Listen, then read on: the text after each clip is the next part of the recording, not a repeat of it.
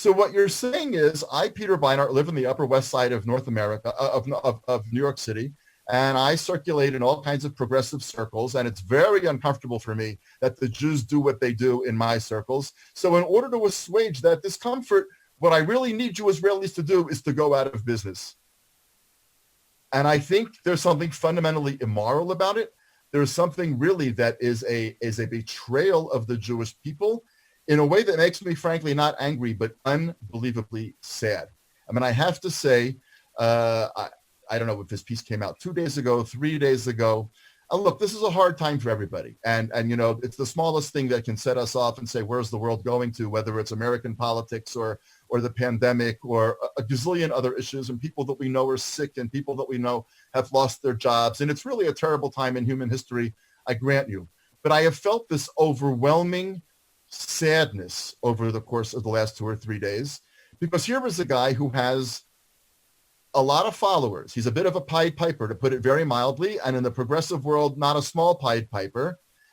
And I want to know, is the Jewish community, the establishment Jewish community that Peter Beinart does not like and does not admire, are they going to say, we're sorry, actually? When you cross the line and you say that you do not think the Jews should have an independent state, you're now a pariah.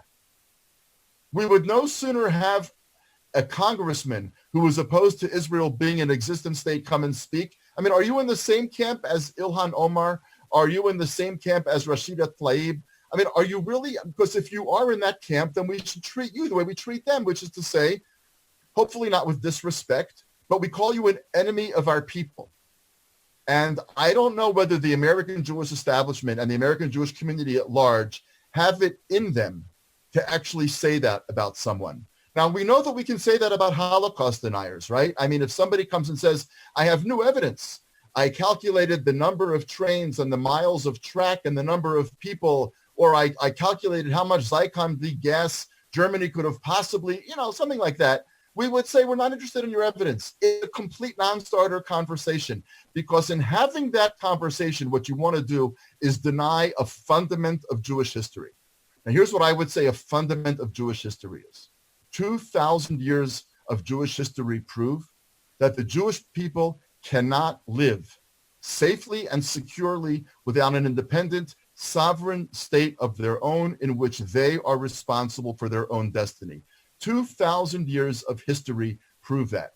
And my question now, and it's not to Peter Beinart, but it's to my colleagues who run the American Jewish community, which I admit I left almost a quarter of a century ago to move to Israel, but they're my friends, and I have enormous amount of admiration for these people. Can you actually say, no, we're done? You say that? It's, again, not a perfect analogy, but it's as if you were denying the Holocaust. You wanted to raise the evidence. Again, there are certain fundamentals of Jewish history that are not discussable. Happy to discuss annexation. Happy to discuss occupation. Happy to discuss whether to call it West Bank or Judea and Samaria. Happy to discuss how brutal or not brutal the Israeli occupation has been. Happy to discuss all of those things. But when you say that the first thing in 2,000 years that has kept the Jewish people safe ought to be destroyed, not by the Arabs, but by the Jews themselves, then I think you're a traitor. I think you're a traitor to the Jewish people, and I say that with sadness. But that's the reason, again, I could not now sit in a recording studio with Peter, and I could not now sit on a stage with Peter. I think that our peoplehood and our belonging to the history of the Jewish people and the essence of the Jewish people demand that there be certain red lines. And I think it's an interesting question for the American Jewish community whether they're willing to draw those lines and stick with them, and time will tell.